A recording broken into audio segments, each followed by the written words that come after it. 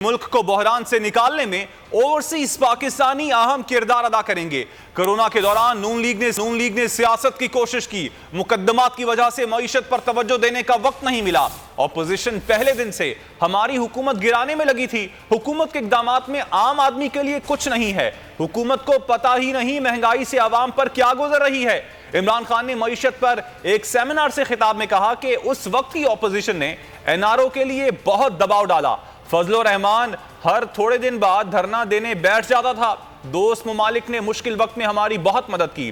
آنے والی حکومت کو بہت سے چیلنجز کا مقابلہ کرنا پڑے گا۔ ہم نے کبھی ملک کی برآمدات بڑھانے کا سوچا ہی نہیں۔ ہماری حکومت نے برآمدات بڑھانے کی بھرپور کوشش کی۔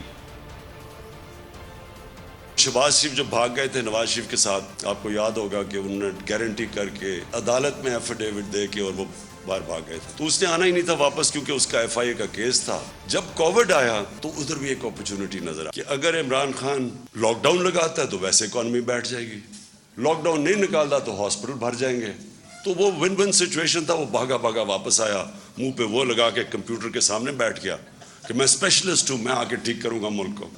پہلے دن سے جو اپوزیشن تھی وہ پہلے دن سے گورنمنٹ گرانے کے اوپر تلی ہوئی تھی کہ میں احتساب کروں گا۔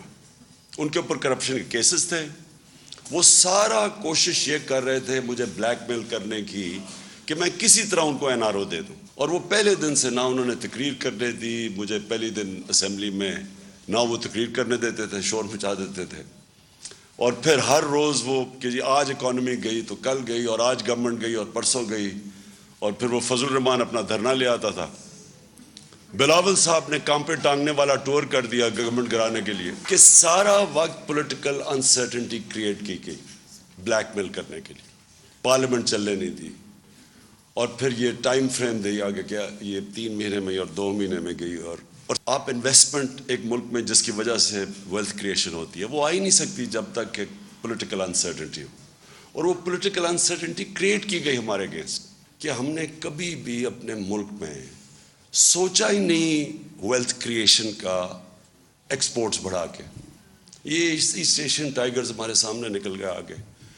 تو ہم نے آتے ساتھ ہی پھر جب کوشش کی ایکسپورٹس کے اوپر، اور بڑا زور لگایا ایکسپورٹس کے اوپر، اور پہلی دفعہ ایکسپورٹرز کو بلایا، کانسنٹریٹ کیا کہ ہم کیسے ان کی مدد کر سکتے ہیں۔ باہر بھی گیا میں، جتنے بھی دورے تھے، تو میری پوری کوشش ہوتی تھی ہم اپنے ایکسپورٹرز کو ساتھ لے کے جائیں تاکہ ان کی کسی طرح ان کی مدد کریں، کہ اس کے بغیر تو کچھ نہیں ہونا۔ میں ہوں جاسمین منظور اور آپ مجھے دیکھیں گے صرف بول پر۔